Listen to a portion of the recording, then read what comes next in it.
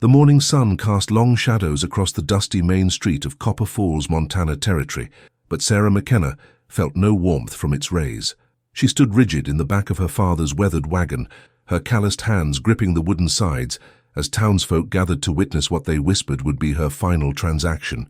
The autumn wind of 1884 cut through her threadbare blue dress, the same one she'd worn to church every Sunday for 3 years, now serving as her wedding attire.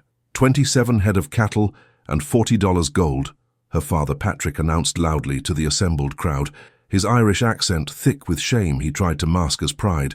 "That's what Silas Hutchins is paying for my Sarah. More than fair, considering—" He didn't finish the sentence. He didn't need to. Everyone in Copper Falls knew what considering meant. Sarah McKenna, at 19, had been examined by the town doctor and declared barren. In a territory where a woman's worth was measured by her ability to bear sons for ranch work and daughters for future marriages, Sarah had become a burden her family could no longer afford. "Papa, please," Sarah whispered, but her voice was lost in the murmur of the crowd. Women shook their heads in pity, while men calculated the value of the exchange. Children stared with wide eyes at the girl being sold like livestock. Silas Hutchins emerged from Miller's General Store, his massive frame blocking the morning light. At 45, he was a successful cattle trader with 3 ranches, but his weathered face bore the cruelty of a man who viewed everything and everyone as property to be owned and used. His small, dark eyes fixed on Sarah with the same calculating look he gave his cattle. "She'll work hard," Patrick continued, desperation creeping into his voice as he noticed Hutchins' hesitation. "Good with cooking, cleaning, and she's got learning. Can read and write better than most men." "Reading don't birth babies, McKenna," Hutchins replied coldly, spitting tobacco juice into the dirt. "But a deal's a deal.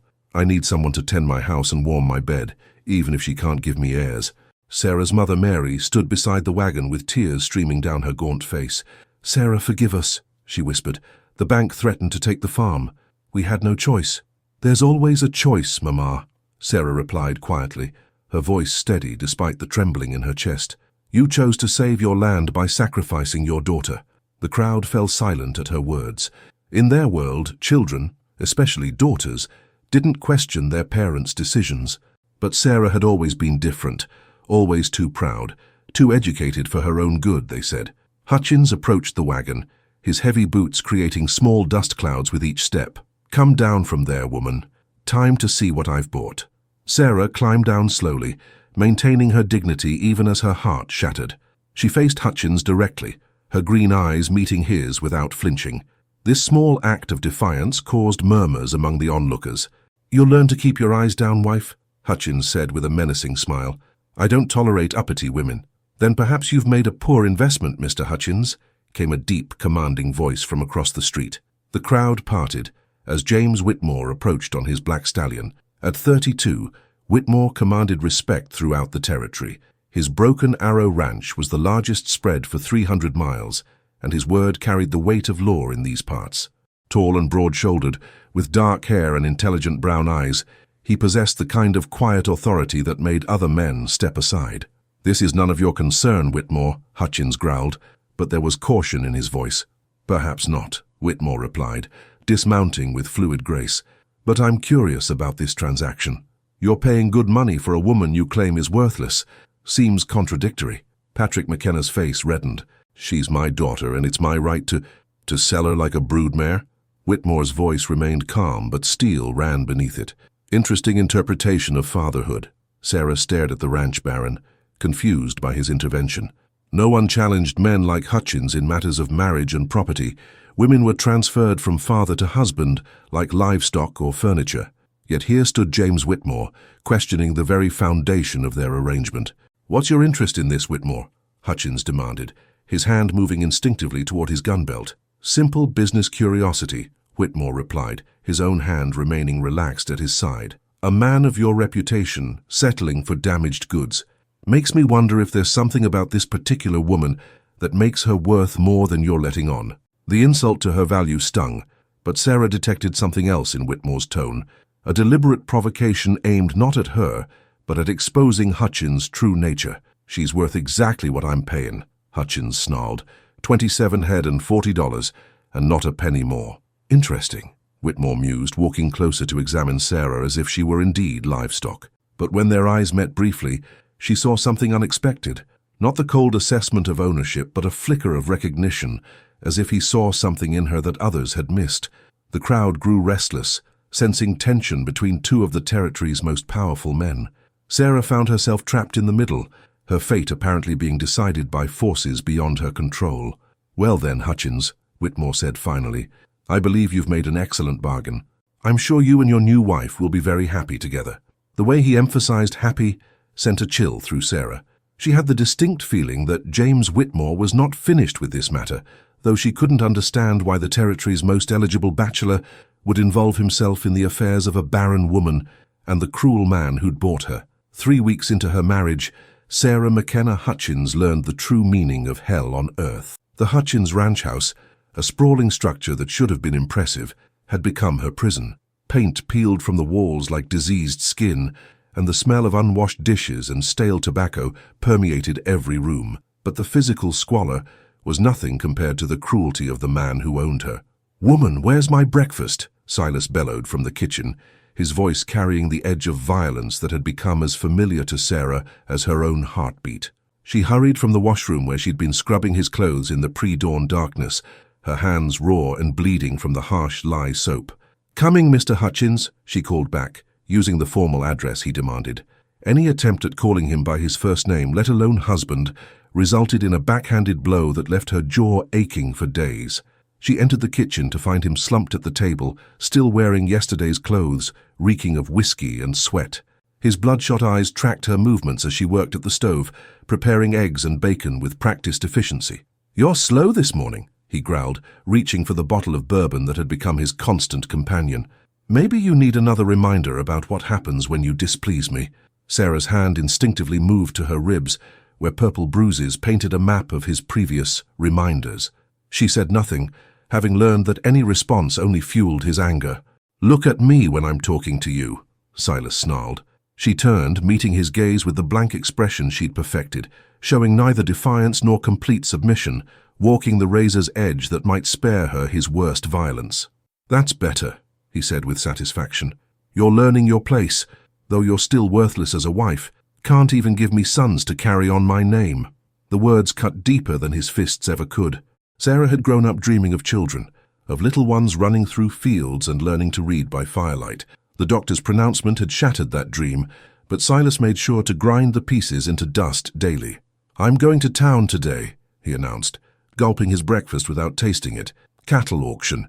You'll stay here and clean this house proper, and if I come back to find anything out of place—" He didn't finish the threat. He never needed to. After he left, Sarah allowed herself the luxury of tears, just for a moment. She'd learned to cry silently, quickly, storing her grief in small moments when she was alone. The house felt lighter without his presence, but she knew better than to relax completely. He had a way of returning when least expected, testing to see if she'd grown too comfortable in his absence.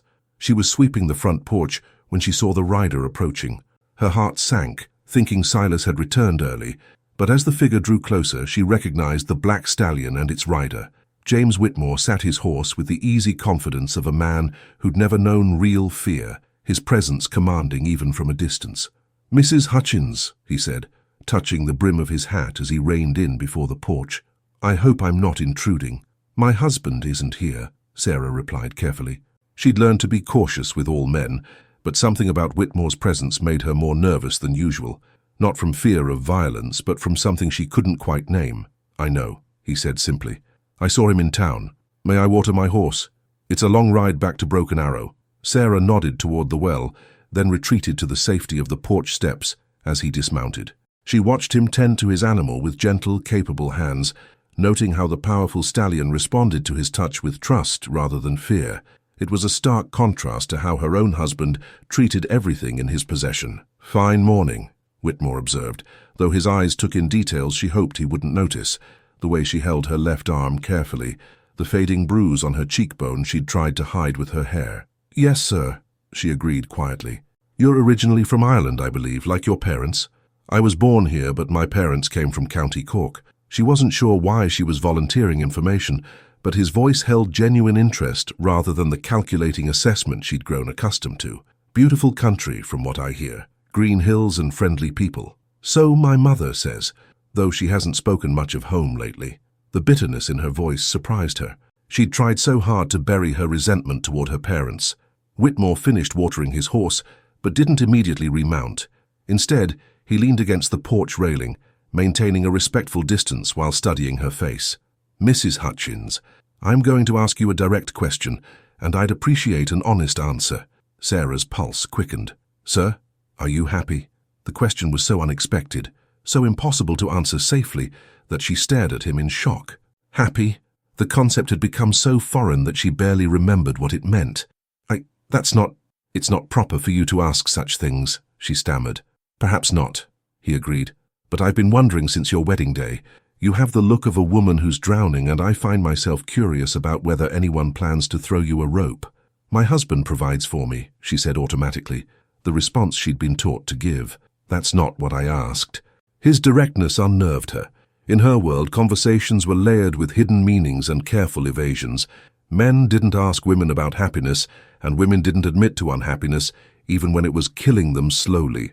"Why do you care?" she asked finally, then immediately regretted the boldness. "Because 3 weeks ago I watched a father sell his daughter, and I've been wondering ever since if anyone in this territory remembers what it means to treat a woman like a human being rather than property." The words hit her like a physical blow. She'd been so focused on surviving each day that she hadn't allowed herself to think about the larger tragedy of her situation, but hearing it spoken aloud by this man who owed her nothing made the reality inescapable. "I should go inside," she whispered, standing abruptly. "Of course," Whitmore said, mounting his horse with fluid grace, "but Mrs. Hutchins, if you ever find yourself in need of assistance, any kind of assistance, the Broken Arrow Ranch is only 12 miles north. Anyone in the territory can give you directions." Before she could respond, he was gone, leaving her standing on the porch with questions she'd never dared ask herself and possibilities she couldn't afford to consider. The first November blizzard arrived with a vengeance, trapping Sarah in the house with Silas for 3 days straight. By the second day, his whiskey supply had dwindled, making him more volatile than a rattlesnake in summer heat. She moved through the house like a ghost, trying to anticipate his needs before he could voice them, but nothing she did seemed right. "This stew tastes like swill," he snarled, throwing his bowl across the kitchen. The ceramic shattered against the wall, sending chunks flying and staining the already grimy surface with brown liquid. "What kind of woman can't even cook a decent meal?" "I'm sorry," Sarah whispered, immediately moving to clean up the mess. "I'll make something else." "You'll make nothing," he growled, grabbing her wrist as she bent to gather the broken pieces. His fingers dug into her skin like iron bands. "I'm tired of your failures, wife.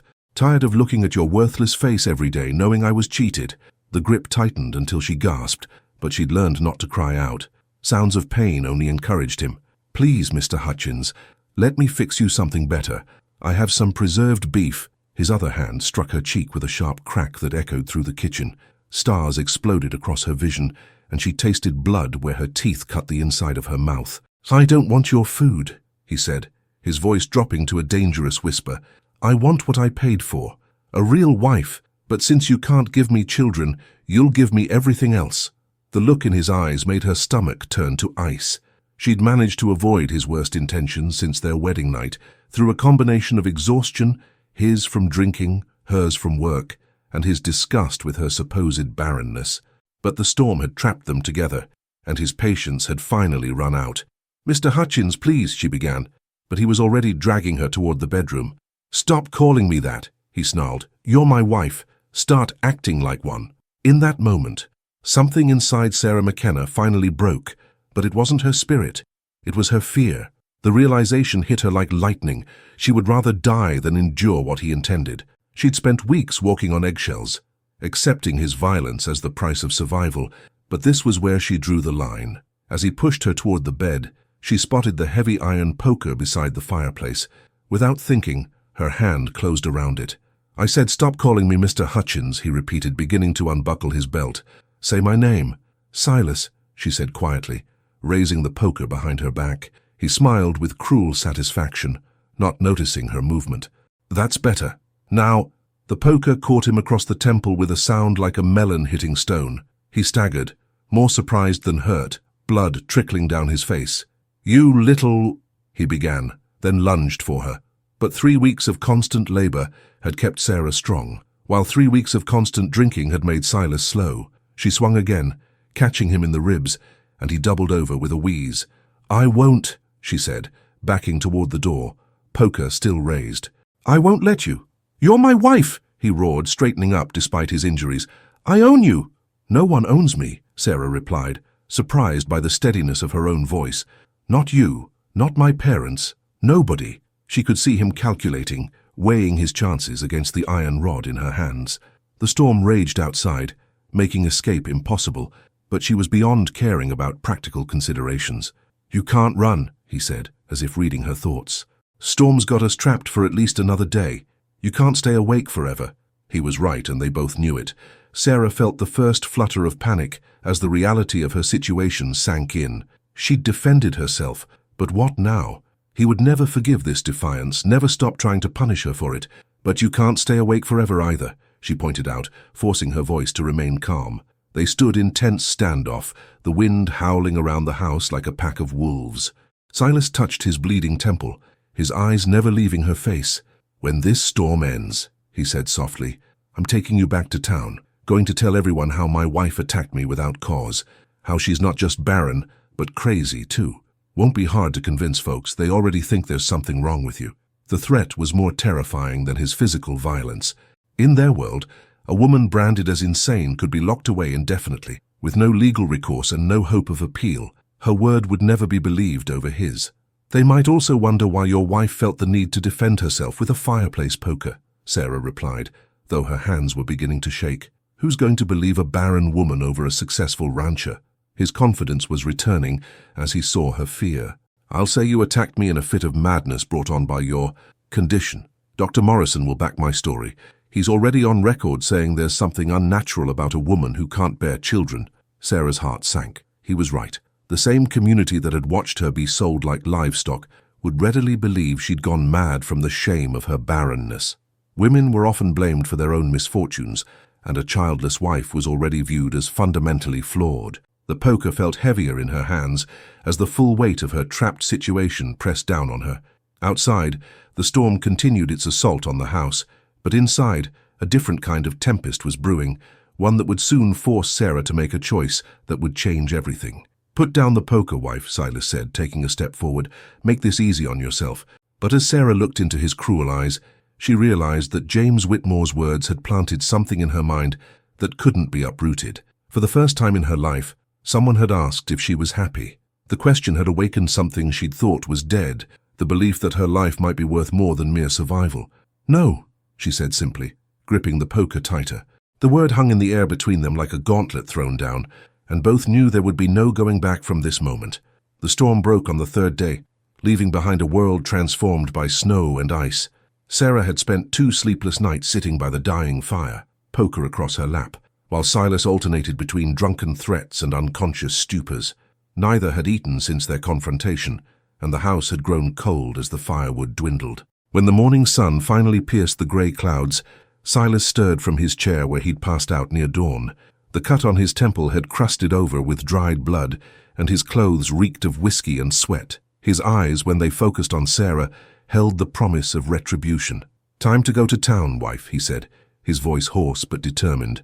"Time to let folks know what kind of woman they're harboring in their midst." Sarah stood slowly, her legs cramped from the long vigil. She still held the poker, though her arms ached from the weight. "I told you I won't let you. And I told you you can't stay awake forever." He stood, swaying slightly, and reached for his coat. "We're going to Dr. Morrison first. Let him examine the damage you've done. Then we'll see Sheriff Canton about having you committed to the asylum in Helena." The word asylum hit her like a physical blow. She'd heard whispers about that place. Women who went in never came out, lost in a maze of despair and medical experimentation. The thought of being locked away, declared mad because she'd defended herself, filled her with a terror deeper than anything Silas had inflicted. "I'll tell them the truth," she said desperately, "about what you were trying to do, about how you've been treating me." Silas laughed, a harsh sound devoid of humor. "The word of a crazy woman against a pillar of the community? Good luck with that." As he reached for his gun belt, Sarah realized her time had run out. Whatever happened next, she wouldn't go quietly to her destruction. But before either could move, the sound of hoofbeats crunching through snow reached them. "Expecting company?" Silas asked, his hand hovering over his pistol. Sarah peered through the frost-covered window. "It's James Whitmore." "What's that bastard want now?" Silas muttered, but Sarah noticed his hand moved away from his weapon. Even in his arrogance, he wasn't foolish enough to draw on the most powerful man in the territory. The knock came firm and authoritative. "Hutchins, open up." Silas shot Sarah a warning look. "Not a word about our discussion. You understand?" Sarah said nothing, but she lowered the poker to her side, hiding it in the folds of her skirt. Silas opened the door, forcing a smile onto his battered features. "Whitmore, what brings you out in weather like this?" James Whitmore stepped inside, stamping snow from his boots. His keen eyes immediately took in the scene, the broken crockery still scattered across the kitchen floor, the cold fireplace, the tension hanging in the air like smoke. When his gaze fell on Sarah, she saw his jaw tighten almost imperceptibly. "Wanted to check on folks after the storm," he said easily, though Sarah sensed coiled energy beneath his casual manner. "Make sure everyone weathered it all right." "Kind of you," Silas replied, though his tone suggested anything but gratitude. "We're fine here. Just getting ready to head into town, actually." "Are you?" Whitmore's attention shifted to Sarah. "Mrs. Hutchins, you look tired. Storm keep you awake?"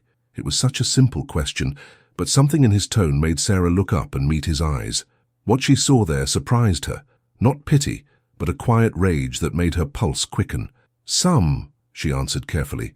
"Noticed you've got some blood on your shirt there, Hutchins," Whitmore observed conversationally. "Hope you didn't have any accidents during the storm." Silas touched his temple self-consciously. "Just a little mishap. Slipped on some ice." "Ice," Whitmore repeated thoughtfully.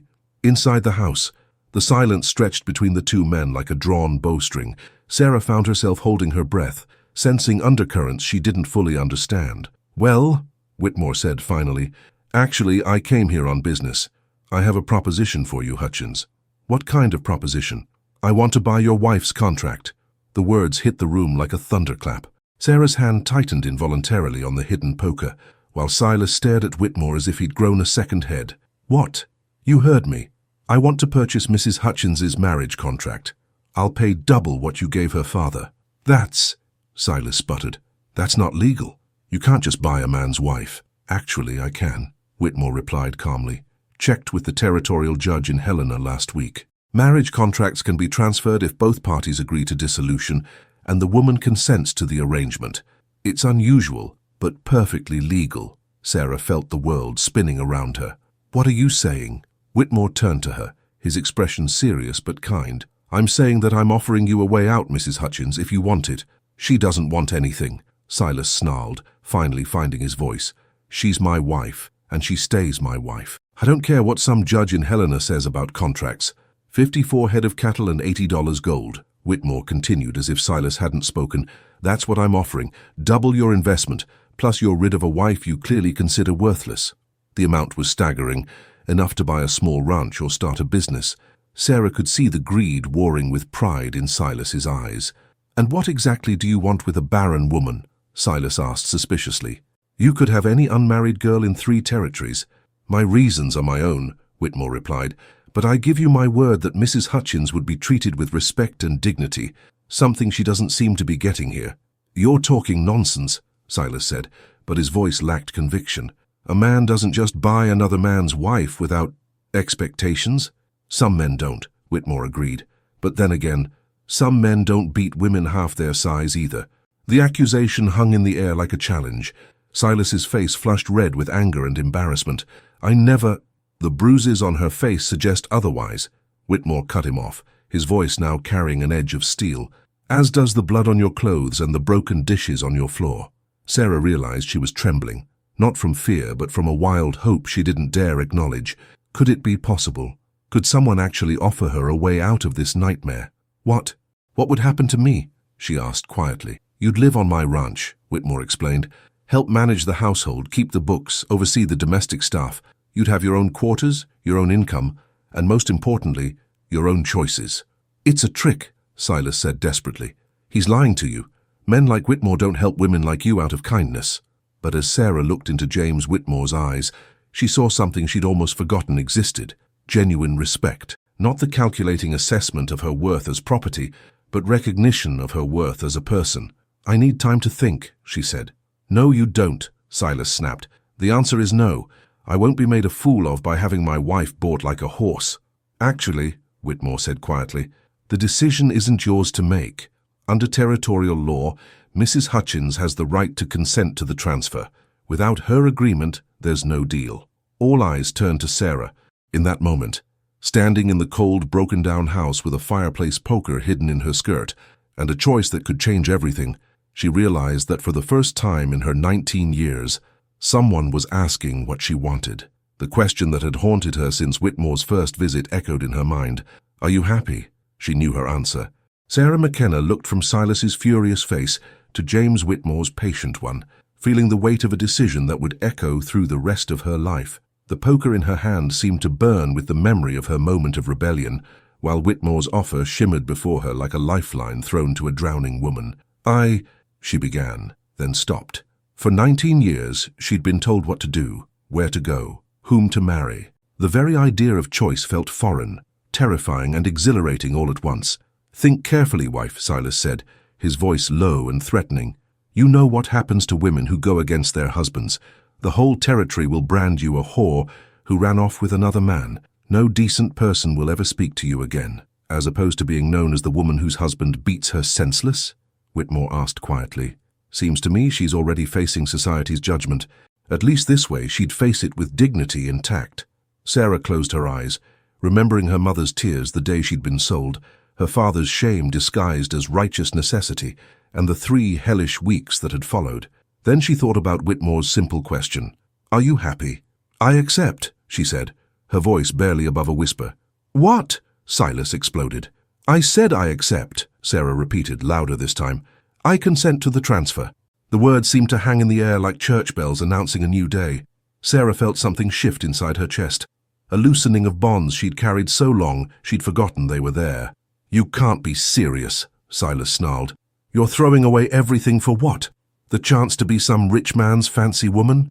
"I'm choosing to be treated like a human being," Sarah replied, surprised by the steadiness in her own voice. "That's more than I've had in weeks." Whitmore stepped forward, his presence commanding the room. "The paperwork can be filed in town today. Judge Morrison is handling territorial business this week. If we leave now, the whole matter can be settled by evening." "This is insane," Silas protested, but Sarah could hear the defeat creeping into his voice. 54 head of cattle was more wealth than he'd seen in 2 years of normal trading. "She's damaged goods. Barren. What possible use could she be to you?" "More use than she'll ever be to a man who sees her as livestock," Whitmore replied coolly. Sarah began moving toward the bedroom to gather her few possessions, but Silas grabbed her arm. "If you walk out that door with him," he hissed, "don't ever think about coming back. I'll make sure everyone knows what you really are." Sarah looked down at his hand on her arm, then up at his face. For the first time since her wedding day, she felt no fear of him, only pity for a man so small that he could only feel important by diminishing others. "Let go of me, Silas," she said calmly. Something in her tone must have warned him, because his grip loosened. Sarah walked to the bedroom and packed her pathetic belongings in less than 5 minutes.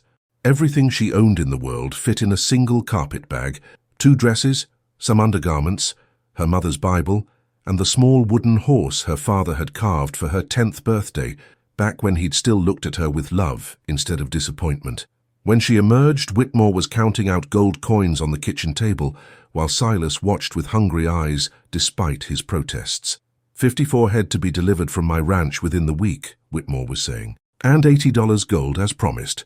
He looked up as Sarah approached. "Ready, Mrs. Hutchins?" "Just Sarah," she said. "I think I'm done being Mrs. Anybody for a while." Whitmore smiled, the first genuine smile she'd seen from a man in longer than she could remember. "Fair enough, just Sarah it is." As they prepared to leave, Silas made one last desperate attempt. "You'll regret this," he called after them. "Both of you. People will talk. People will say whatever they choose to say," Whitmore replied without turning around, "but they'll say it about a free woman, not a slave." The ride to town passed in surreal silence. Sarah sat beside Whitmore on the seat of his wagon, her bag clutched in her lap, watching the familiar landscape pass by as if seeing it for the first time. Every mile took her further from the nightmare of the past 3 weeks and closer to an uncertain but chosen future. "Why?" she asked finally, as they crested the hill overlooking Copper Falls. "Why what? Why did you do this? You don't know me. I can't give you children. I have nothing to offer that would justify such expense." Whitmore was quiet for so long she thought he wouldn't answer. When he finally spoke, his voice was thoughtful. "My mother was sold into marriage when she was 16, he said, traded like a broodmare to settle her father's gambling debts. My father was a good man, fortunately, and they grew to love each other, but she never forgot what it felt like to be treated as property rather than a person." He glanced at Sarah. "She made me promise that if I ever had the power to spare another woman that fate, I would."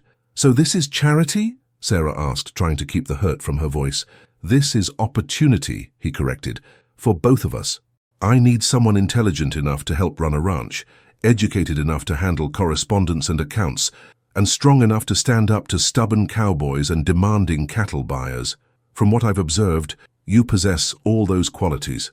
Sarah stared at him. "You're offering me a job, not just sanctuary. I'm offering you a chance to prove your worth. Has nothing to do with your ability to bear children," he said simply. The courthouse proceedings were surprisingly swift. Judge Morrison, a portly man with kind eyes, reviewed the paperwork with careful attention to detail.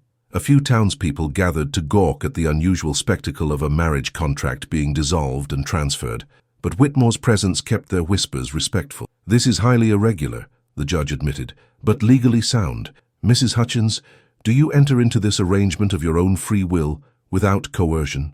"Yes, Your Honor," Sarah replied, her voice clear and strong. "And you understand that this dissolves your marriage to Silas Hutchins permanently? You'll be legally free to make your own choices regarding your future." "I understand." "Very well." The judge signed the papers with a flourish. "By the authority vested in me by the Montana Territory, I declare the marriage between Sarah McKenna and Silas Hutchins dissolved and transfer all legal obligations to James Whitmore of the Broken Arrow Ranch. May this arrangement bring you both prosperity and peace." As they left the courthouse, Sarah caught sight of her parents standing across the street. Her mother looked stricken, her father ashamed but defiant. For a moment, their eyes met, and Sarah saw the question there, the desperate hope that she might somehow make this right, might forgive them for what they'd done. Sarah straightened her shoulders and walked past them without a word. Some bridges, once burned, could never be rebuilt. The Broken Arrow Ranch sprawled across a valley so beautiful it took Sarah's breath away. Rolling hills dotted with cattle stretched towards snow-capped mountains, while a clear stream wound through pastures that would be green again come spring. The ranch house itself was a testament to prosperity, built through honest work. 2 stories of solid timber with glass windows that sparkled in the afternoon sun. "Welcome home, Sarah," Whitmore said as he helped her down from the wagon.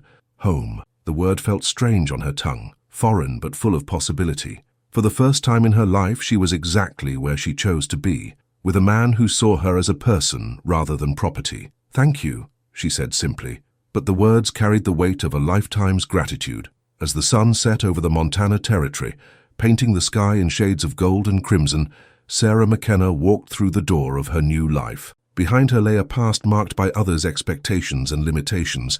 Ahead lay an uncertain but chosen future, where her worth would be measured not by her ability to bear children, but by her intelligence, strength, and character. For the first time since childhood, Sarah allowed herself to dream of tomorrow, and for the first time in her adult life, she was truly, genuinely happy. 6 months later, the people of Copper Falls would still talk about the barren woman who'd been bought and sold like livestock, only to rise from that degradation to become the most respected ranch manager in 3 territories.